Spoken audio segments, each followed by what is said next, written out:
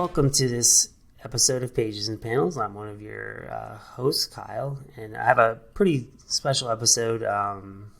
This is like kind of our first crossover as to, so if you're listening to this show and you subscribe to the Patreon, we do a show called The Greatest Comic Book of All Time that I ever read this week with Kyle and Jack. And a couple episodes ago, one of my picks for the greatest comic books of all time was Zenith. And so we were really excited. First, difference in co-hosts. I have Jack joining me today. How you doing, Jack? Hey, I'm good. It's a Crisis on Infinite Pages and Panels. Yeah. So kind of a perfect setup to have Jack as the co-host on this one because me and him do that show together, and that was one of the books we talked a lot about. But even more excited is like one of the most exciting ones for me because like we talked about, Zenith is absolutely one of my favorite books of all time, and this creator's work is easily some of my favorite work ever. So we're really excited to be joining us. Steve Yeowell, how you doing? I'm good, thanks, Carl. Thanks for the kind words. Oh no, I mean, so because we do that show, and after we were recording, we were talking, and like I said, we do this show, which is all interview based. Like every episode is an interview with a creator, and I was like I could try and reach out to Steve. But like in my head, like I was like, this is a book I've read so many times, and I was like, he's like, it's like someone who works with Grant Morrison, like huge guy in 2080 comics, like he's not good. And then you answered, I was like, oh fuck, like now we have to actually talk to this guy. Like I was like so nervous, but obviously thanks so much for joining us. And normally I wouldn't ask this question like because we're covering a lot of like newer stuff, but since like this is kind of a comic and your career is kind of this long thing, how did it come about you working on Zenith with Grant? I know you guys kind of worked before, it was on like Zoids, I think. Yeah, we first met on a project David Lloyd of V to Vendetta fame was putting together for, I think it was IPC Publications back then, called Fantastic Adventure. The premise of which was that all the strips within its pages were going to be based on then current popular TV programmes. And Grant and I were put together on a strip called California Crew, which was kind of based on the A-Team. Anyway, Fantastic Adventure came to nothing. But Grant went on to work for Marvel UK writing Zoids. And I, in the grand scheme of things, got some work. I think the first thing I did for Marvel UK was a cover, having sent them samples. And then I got a fill-in on one of the Zoids episodes. And then when Kev Hopgood, who was the regular artist at the start of the series, moved on to other things, I took it over full time. And yeah, that's how we got paired together at 2000 AD on Zenith. Was that a project? I mean, looking at it like now, completed and kind of the vast array of things you were able to do in that. Like I know, like because even in the collection, I think there's like the Brendan McCarthy character designs. But was that something both with you and Grant kind of, you guys tackle a lot of like the multiverse stuff or the like even the Lovecraftian stuff? Was that a lot of room for you to kind of like create this bigger world with Grant? I know like he does a lot of even stuff we've seen before, like he does a lot of like the design, but was that something you being able to kind of experiment and explore like kind of the bigger world and do a lot of designing yourself in that series? Because the look of that I love is so much of the character designs.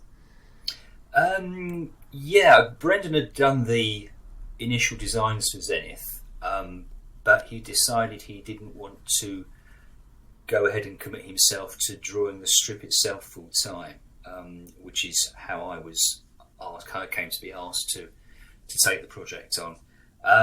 As to the character designs, Grant always gave me really quite a free rein. He sort of provided his versions almost as a starting point for me to pick up and run with. So there was never any sense that I had to religiously stick to what he had provided. I was perfectly welcome to throw my own ideas in, completely disregard what he had suggested, and we just sort of did a kind of back and forth process until we kind of came up with something that everyone seemed to like. Can I jump in with a question too? Yeah, yeah. We do a little like good cop, nicer cop here. So, Steve, when you got into comics, did you approach it like where in art were you? Because like I noticed with a lot of the UK art, it's so clean and like it reminds me of the art you see in a lot of advertising. And I wonder, like, where in art did you come from when you migrated into comics? Well, I'd wanted to draw comics when I was really young, but of course back in the 70s, no one in your school careers advice had the remotest idea how you'd got into the comics industry.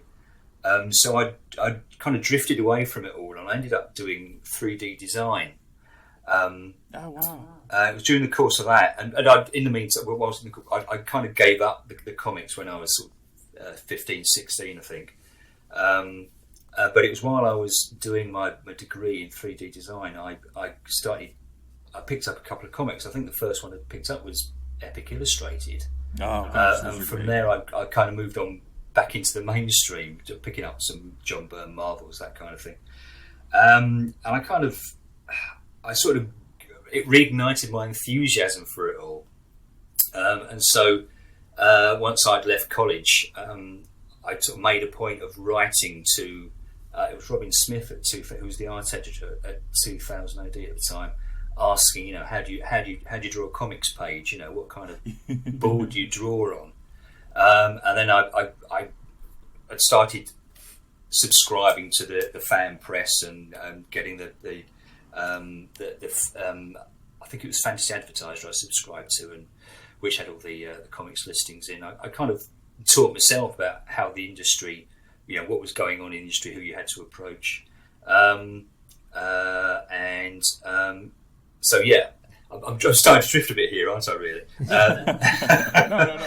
But anyway, to go back to more directly to your question about influences. My two big influences when I was younger was Jack Kirby, inked by Joe Sinnott, and Glaswegian artist Ian Kennedy, who used to draw lots of the, I don't know if you're aware of them, the pocket-sized war titles that we had over here in the UK. And he had a very kind of clean, minimalist style. I always remember looking at some of his panels in those comics thinking, right, well, there's a tiger tank in the snow, and he hasn't drawn the snow. So kind of how's he made all that work? So for my part, that kind of clean look, I think, comes from them, rather than anything more obscure, I guess. I used to really like Alan Davis as well. Obviously, I used to really like, still do. Really. Yeah, no. Alan Davis. His work always struck me when he started out in 2000 AD. Had a very kind of clean, very very American comic book influenced look. I was very drawn to that. Can I ask? Did you feel like there was a stylist, like, because it's one of those things I think looking back you can say like, oh, they're so stylistically different, but in real time did it feel like, oh, this is like we used to have this thing like, oh, this great Marvel artist, he's doing a DC book and he's trying to draw it in the DC style, which was probably just weird like nonsense that kids think anyway. But did you have a feeling like, oh, I'm drawing this like a UK book, or I'm drawing this, like, did you have a sense of those as being two distinct styles? I don't think so. No, I just kind of got on and drew it, I think. That's a difficult one to sort of pin down, isn't it? Really, I don't know.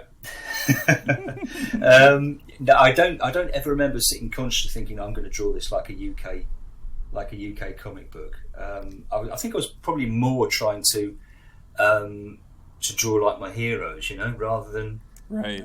like a national style.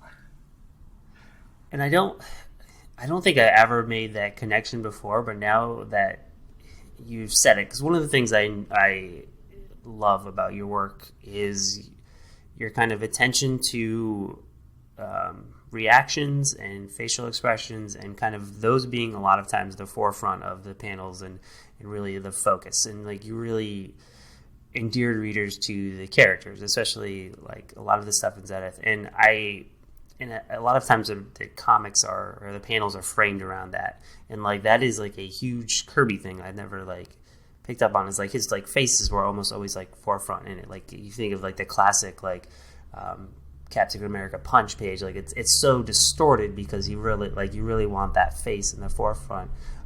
And I mean throughout your career, that's like you've been, I think, so great at kind of getting the acting and emotion and characters. That's something you've focused on a lot as an artist, kind of the characters versus, I mean, even Zenith, where it is a superhero focused book, like there's great action, but like almost always the like forefront of a panel is the kind of characters, and like you're really great about kind of getting the eyes and the like introspectiveness of that. Is that something you focus on as an artist a lot?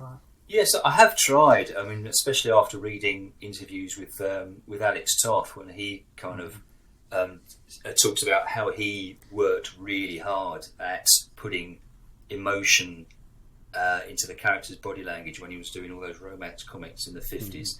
So yeah, I have tried. Whether how successful they are, I don't know. You're always your own worst critic, and I kind of always look back at stuff and think, well, I could have pushed that more here, could have pushed that more there. So, well, I'm glad. Thanks very much for your kind words again there. I mean, Jack kind of mentioned the UK comic approach, or even like that. But I think in America, that's something we still don't understand. Like, it's so weird because like 80 to us is a thing, but it's not a like institution where like two guys like. I think Americans still don't kind of understand the like importance and like influence that had.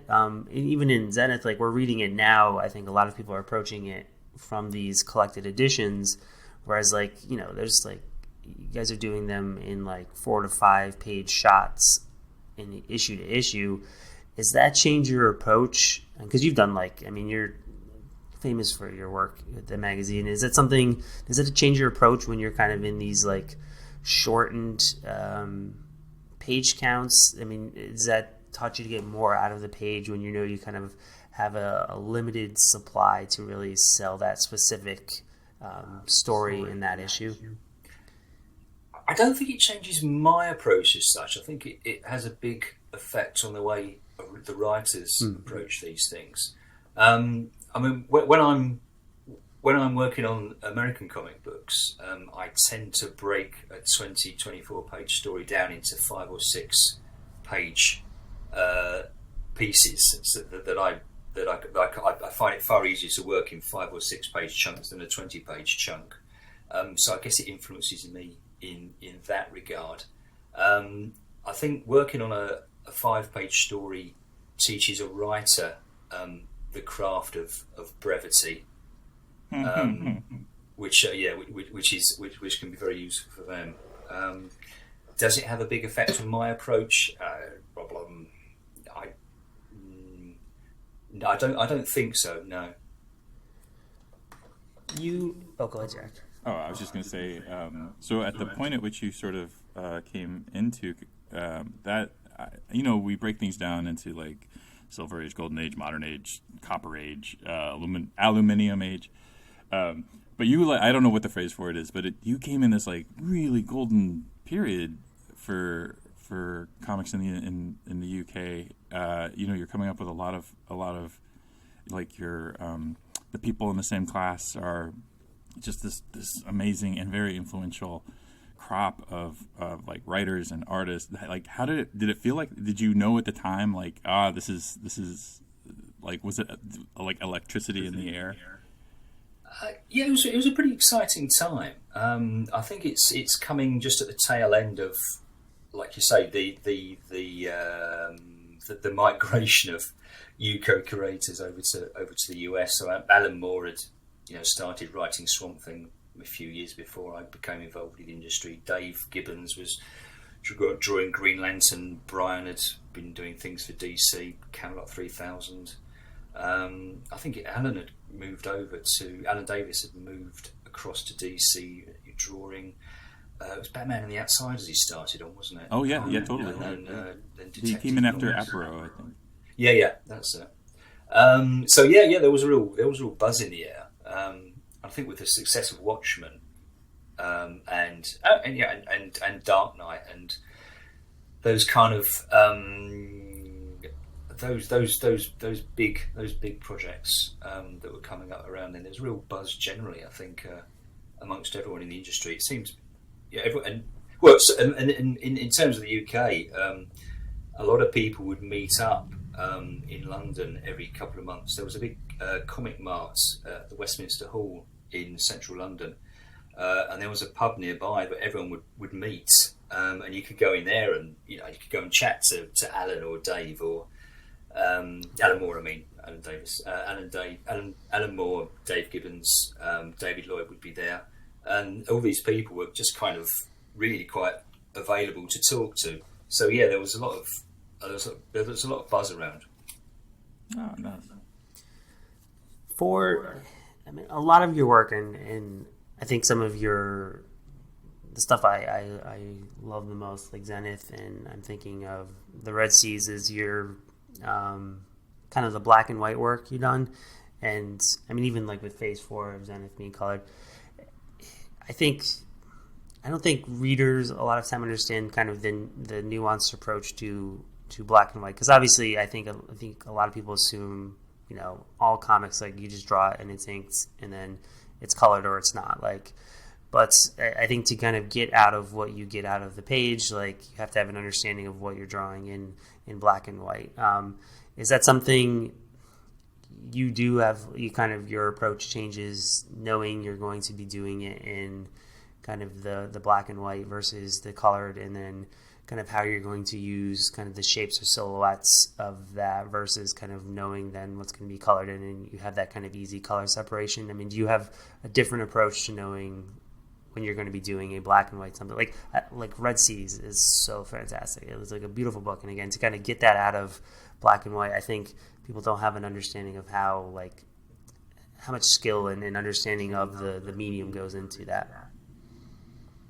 Yeah, I think when I started drawing Sebastian O, I was thinking about how I had to leave it a bit more open for Tatiana Wood to colour it. These days, I don't approach the pages any differently, knowing that they're going to be coloured. So I try and take a lot of care to make sure that the picture planes are clearly separated, and that everything works. Just everything could stand alone in black and white before I hand it over to the colorist. To answer your question, I don't really alter my approach for a color page from my approach for a black and white page. Are you still working pen and paper? Or have you gone digital all with any of your stuff? Mostly, I refer to it as digilog. It's not quite analog and it's not quite digital. Most of the process is still pencil and paper, but these days I scan in the pencils and print them out in blue and ink those, and then scan them back into the computer and tidy them up, which means I can make lots of adjustments along the way, process-wise. So I can play with the pencils before I print them out ready for inking, and I can play with the inks when they're finished. Yeah.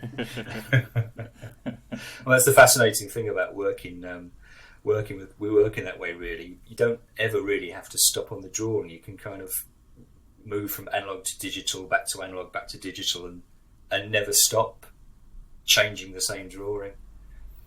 Which is a blessing and a curse. And a curse, yeah. The one thing I will say, I was very resistant. I also an artist, also I was very resistant to switching over to digital, just mostly because of the way that pen works on the computer is different. But the thing that they do have, I wish we could make an analog equivalent of, is being able to zoom. Because nothing's worse than trying to draw in like a tiny, tiny, tiny face, where you're like, oh, I already have to use a brush the size of an eyelash. How do I? Yeah, I have noticed, just looking at YouTube videos of people drawing digitally, how much generally digital artists zoom into their work now. Oh God! Don't you wish you could? Like when you're drawing. Well, with my tired-eyed eyesight, yeah. Sometimes I do. Yeah. Yeah, I think it's probably safer that I don't. Yeah, no, right. I mean, I have heard stories of people. Sorry, I have heard stories of people spending whole work days on what amounts to a tiny part of a panel on a page, not realising how much they've zoomed in. No, it's like you would hear about like special effects scenes in Star Wars where they're like, we spent $30,000, we got like 2 seconds.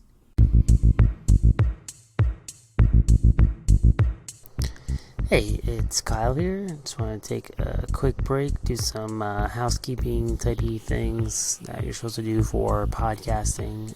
First, we want to take a quick second to say thanks to Steve for coming on and talking to us.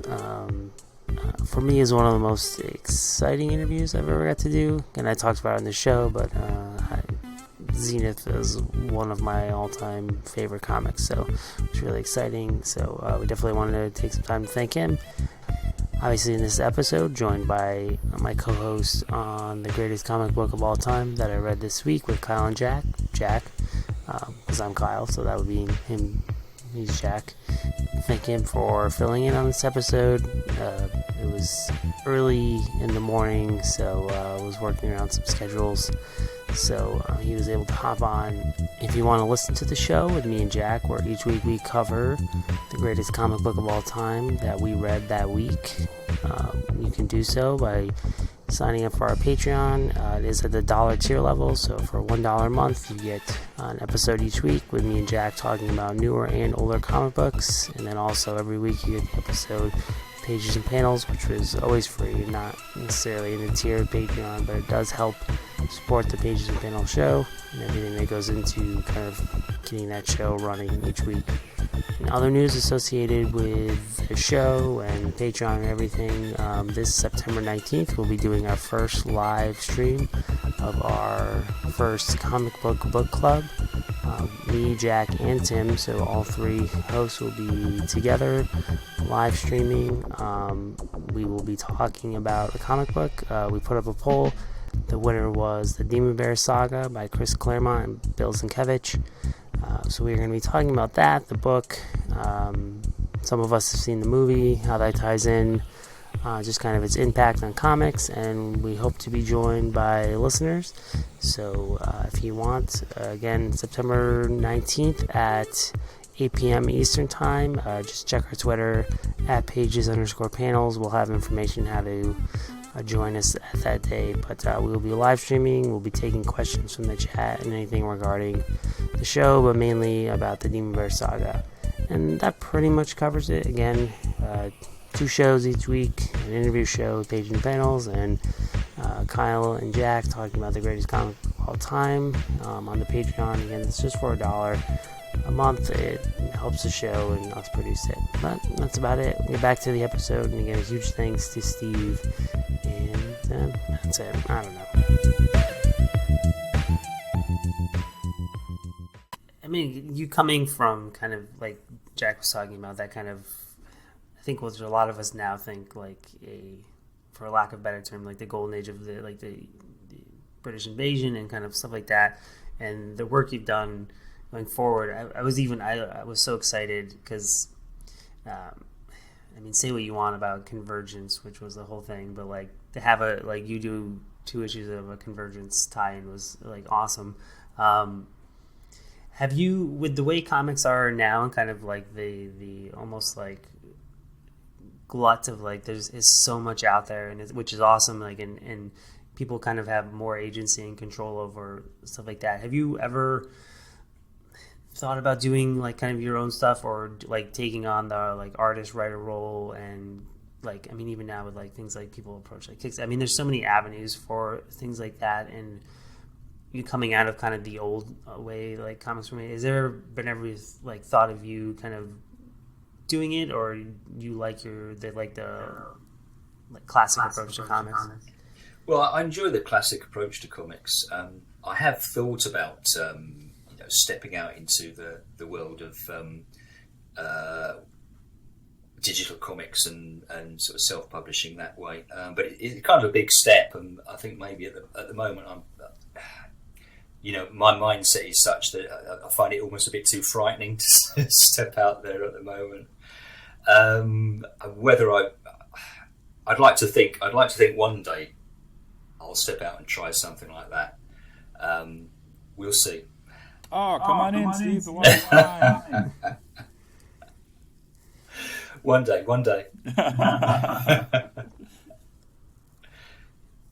How is doing like research? I went and was like reading the Zoids issues, and then kind of pretty like going through everything like that. Has your style changed a lot? I mean, looking even at that early Zoids issue, like you can like, this is like a Steve issue, like it looks like it. And then like even later on when you're reading, like I was going through and reading Doom Patrol, and you get to your issue, I'm like, oh, this is like a Steve issue. Like, has your style changed at all for you, or is it pretty much just kind of cementing what it was early on? I think you've been like, because I think it was so refined early on, like it's been just like cleaner and cleaner. Is that something you've tried different things? Have you gotten older, or has it been kind of then just refining what you were doing early on? Yeah, I think it's a bit of a mixture of the two. My approach to the storytelling has never changed. The surface techniques are kind of constantly shifting around. I've found with the process of drawing, sometimes I can be, and inking specifically, sometimes I can be working perfectly happily with a tool for weeks on end, and then for whatever reason, I can't get the same results out of it as I've been able to previously. So you kind of have to switch and approach the drawing from a different direction, just to, I suppose, just freshen yourself up. So that I don't think there's ever really been a grand plan to change those surface techniques, but you just have to change just to try and to keep moving forward. If that doesn't sound too strange. And the style on Zenith, like at the time, like for the issue as a whole, like kind of is like a look at like the darkness of heroes that was going on, like Watchmen and the Dark Knight, but then also like encompassing like the I guess alternative and like punk aspect of Britain and comics. Like, so there is a distinct, like, I think, style and look to this series. Like, there is a darkness to it, but there is like an alternative feel to it, and then also a hope. I think one of the like things about Zenith is there's like still this kind of like endearingness and hope to the character in the series, and even though like things get dark, like the point is like heroes, I think, there's a love there, and kind of you always get that, I think, in Morrison's stuff. He's kind of that's something he's always argued for. Is that something you were aware of when making it, kind of to set the tone and style? Like really, there's like the darkness, but also kind of, I mean, there's a lot of like, especially in the clothing and the style, there is a lot of like alternative feel to it, and even the way I think you shade a lot and everything in that. Like there's a grittiness to it, there's a cleanness, but then I think at times like you are able to kind of navigate that tone that I think Morrison is trying to get with the story, but I think you do a lot of it visually in kind of setting that feel. Well, in design terms, I was looking at a lot of music papers at the time. So those kind of there's a big influence from the kind of the photography you'd get in the black and white music papers, and the kind of things people were wearing on stage, around then. I mean, Zenith had the Chelsea boots, because there were an awful lot of people in indie bands with thin legs, tight jeans, and spiked-toe Chelsea boots. Is it true that everyone in Marvel UK was in both a comic and a band? I'm not sure about that. I'm just trying to think of the people I knew in Marvel UK. I don't know. You'd have to go and ask Richard Starkings if everyone in Marvel UK was in a band. I don't remember them all being a band when I was there, apart from Morrison, obviously. But anyway, Zenith's studded jacket was based on the jacket that George Michael was wearing in I think it was the Faith video. Oh, right. And obviously the hairstyle was based on Morrissey. There was bits and pieces that were taken from all the bands that were around back then. Were you aware of kind of the even as like a comics fan at the time, the counter to the darker stuff, like the Frank Miller and even like the Watchmen, and kind of what this series seemed to be doing again with, especially I think when you get into Phase 3 and then there's that multiverse stuff, like the more cartoony superhero aspects of it, and kind of again almost like the counter approach to what was going on, I think maybe in mainstream American comics at the time. Yeah, well, Grant made it very clear that, both in his interviews and whenever I spoke to him, that's the kind of path he wanted to go down, to be an alternative to the mainstream comics of the time. We were very aware of it. Was that something you were you being that in that time, and was that something you looked at, not as a reference, but aware of, like, even like the Miller stuff, and I mean, obviously being around Dave Gibbons, but like that style, and then like I said, whether it's subconsciously or not, or in part of Morrison's story, like I think your style has that, but again, it's like a lighter, like cleaner, like just like, I don't know, more joyous approach to comics, especially in Zenith. Yeah, well, obviously I read all those titles at the time, so with influence being the kind of subliminal thing it is, I mean, I dare say some of that found its way into the way I drew. You brought up Sebastian O, which I think, because I think I reverse engineered from a lot of the Vertigo stuff. Like, that was how I got turned on to more of the British creators. I think Sebastian O might be the first time I had actually seen your artwork, and it's a very particular kind of style, and it's a period piece.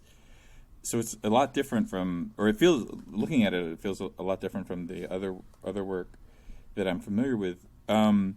Is there like a genre, like, because you're in a lot of like kind of like cross the borderlands of like science fiction and superheroes, but is there a genre that you had wanted to do that you haven't done yet? I'm not sure there's a genre that I've done there's a genre that I haven't done yet that I'd like to do. I mean, I do enjoy doing costume drama. So anything can just in that book, like the detail. First of all, the costumes are so like, they're over the top, and but they're also so kind of lovingly rendered that it feels like you were really excited by that material. Yeah, thanks. I did do a lot of research into Victorian costume for that. But yeah, I do seem to be drawn to costume drama, historical strips. Anything that I can do. Well, period costuming. A kind of related question, but is there a character that you've wanted to work on that you like haven't had a chance to do yet? Like, is there like, oh, I've always wanted to have my take on Wonder Woman? I'm happy to do whatever people ask me to draw. I always had this thing about I was a big Fantastic Four fan, and when I got to draw the Fantastic Four in Skrull Crew, I was actually ended up a little bit disappointed because I kind of wanted to be Jack Kirby drawing them. I kind of wanted to be my pen to be sweeping across the board, and these Jack Kirby images would be coming out at the end. And of course, it wasn't. It was me. So I don't quite have that. Yeah, that kind of desire. I can't think of a character that I desperately want to draw. Just as a fan, because I know I'd be slightly disappointed. Oh, that's interesting.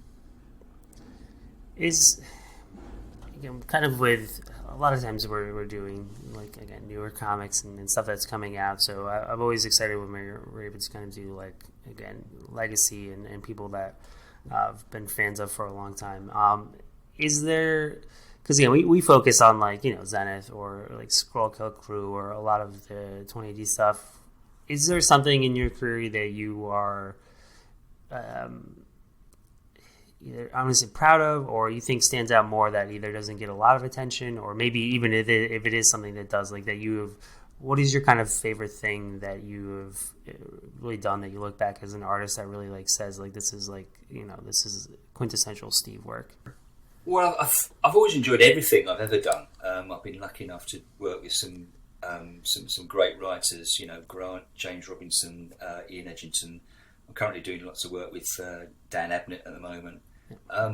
There's one piece of work I look back on fondly. That's a project I did with James called 67 Seconds, which was a graphic novel we did for Epic. And we approached that with what James provided me with wasn't so much a finished script or a Marvel method plot breakdown. It was kind of a film plot. He would outline everything he wanted to happen on the page and then just give me the dialogue.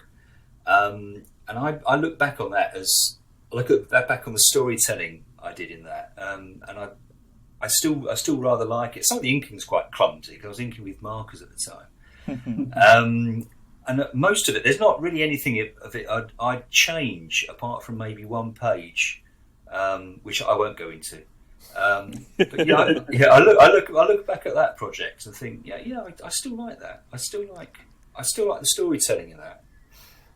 It's so weird that that was something I was looking at last night because I had a whole question about it, and like visually in that it is really a lot of it is on you. Like there's so many, like there's the rooftop chase, there's like I think later on there's like a long gridded panel where there's like the characters like walking in and away from it, like in the explosion. Like there's a lot of like great visual storytelling elements to that. To like hear that, like it is like a lot of that was coming from I think you interpreting that, like it makes a lot of sense because I think a lot of that book itself, which again is this like fantastic story, comes across on you. There's the one, oh my god, there's the one page where he's like on the rooftop reaching out for the rope. That's so good. Oh, thanks. Yeah, I mean, and credit to James for writing the plot in such a way that all those things suggested themselves to me. But I think I know the page you're talking about. Is it? Well, it's like there's no point in trying to describe it over the audio. But I think I can look at that page as well and think that still works for me. That page. Is that cover? Because I was trying to find it. Is that gouache? Is it you working in? Yeah, it was a strange mixture of gouache and Dr. Martin. Oh, so some acrylics, some gouache, and I think there's even some Dr. Martin's dyes in there. Yeah, I was trying to see if you had done that. Have you done that and other stuff? Because I was like, that cover's beautiful, and I was trying to find that the other night when I was looking through your stuff. Thanks. I used that technique. I did a cover for is it Amazing Heroes? There was a magazine back in the end of the 80s. Anyway, they did a big interview with Grant, you know, pretty much at the start of his career, and there was I did the cover for that with which was Morrison sitting in a wheelchair being pushed by, you know, I can't remember who was pushing him now, with various creations around him. But yeah, that was kind of my standard painting technique back then, because I didn't really know how to paint. So I kind of came up with this sort of weird, this weird process to allow me to do painted in inverted commas covers. Oh, wow, yeah, that's a beautiful cover. Thank you. I've still got that one. Oh, nice. Kind of to, I guess, wrap up on kind of what do you like? What are you currently working on, and like what is like the future for like Steve? I mean, again, like it's so weird when, especially in American comics, where like I was talking to people, I was like, I got like I'm gonna get to interview Steve, and I was like so excited, and like, but I still think like there's a reverence to kind of what you guys were doing at the time, and again, like the fact that you like answered the email, I was like, what? Like, why is he answering my email? This is like a legend, and then so like, what are you currently working on? Like, what do you see yourself doing going forward, especially as the medium? I mean, I don't know how it is there, but America is a trash fire right now, especially because of COVID. So it's just like this whole weird thing with comics and the distribution and stuff like that. So like, where do you see yourself currently and going forward with comics? Well, at the moment, I'm still doing plenty of work for 2000 AD, working on a strip called Sinister Dexter with Dan Abnett, which I've been doing for a number of years now. Not long back, I don't know if you saw it, the 2000 AD mashup special. I did a Red Seas 10-page one-off Red Seas story with Ian. There's a couple of other projects are in discussion at the moment. I can't really speak about. As to the future, you know, I kind of wonder if this is the time for the digital publishing to really assert itself. I mean, I realise that will be there'll be a lot of comic shops that don't want to hear that. But I know 2000 AD were pushing their digital side. In the wake of COVID, we probably will see more of that from publishers everywhere. I think maybe there'll be less traditional printing, less paper. We'll have to see. Yeah, which is so. I mean, again, like Americans, we don't. I don't think we have an equivalent to like the understanding of AD, of like what it is, and like it's obviously like the fancy, but like the institution that it is. So like to have that go digital would be like a weird and interesting thing to happen. Yeah, well, I've become very attached to digital comics just recently. I mean, the last couple of years, I've started buying lots of back issue collections, via Comixology. So I really quite enjoy it. But you're not such a slave to all these pieces of paper. Oh my gosh, I've moved like 15 times, and after the 10th apartment, you're like, you know what? I don't really need all these comics. Well, that was the switching, and I mean, it hasn't helped because then I've just accumulated bookshelves full of like the collected editions. Like I tried to switch to like hardcovers and trades because I got to the point where I was like, I'm sleeping under my bed. Heavier.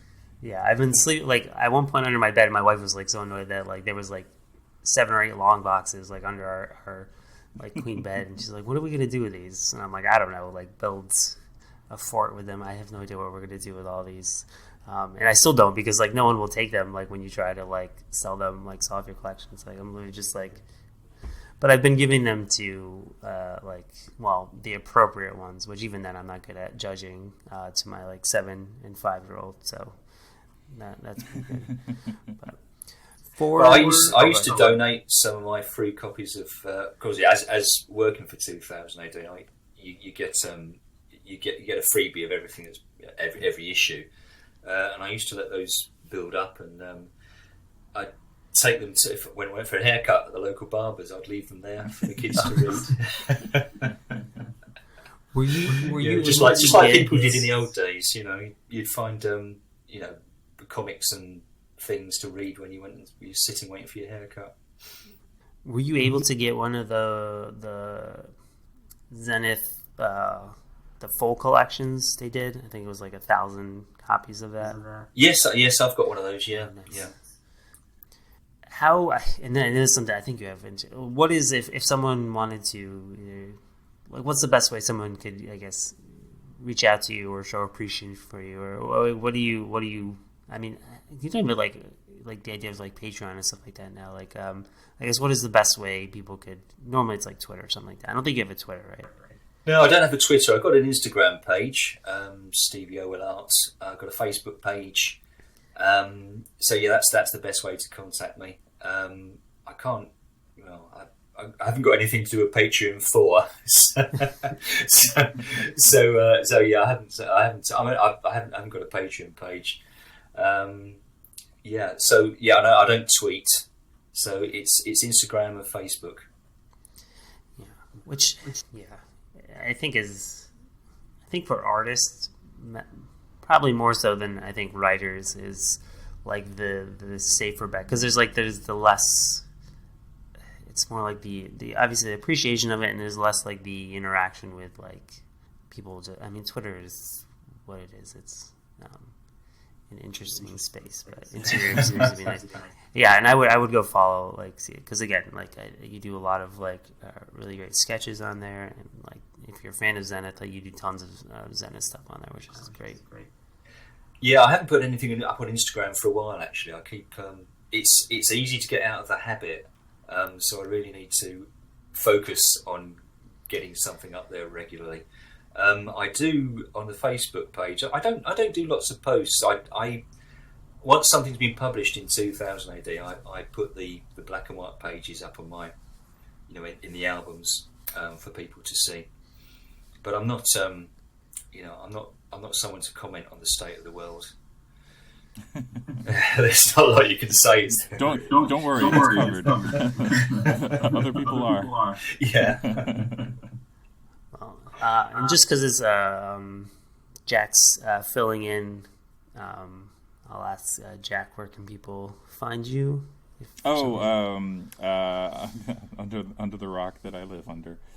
No, I'm at the Villainist on Twitter, and then Reckless Eyeballs on Instagram. It's the easiest and best way. But thank you. Yeah, and I mean, I won't. If you've listened to the show, you've you don't stumble upon Comic Book Podcast. It's not like this random thing.